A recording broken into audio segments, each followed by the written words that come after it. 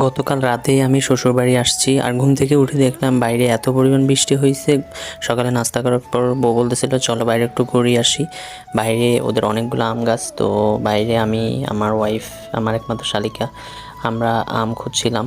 তো অনেকগুলো আম পাইছি, ভালো ভালো কিছু আম ছিল। আর বৃষ্টি ভেজা এই সকালটা খুব ভালো লাগতেছিল, বউকে নিয়ে এনজয় করতেছিলাম। অ্যান্ড আমগুলোও খুব ভালো ছিল, আম কুড়াচ্ছিলাম তিনজন মিলে।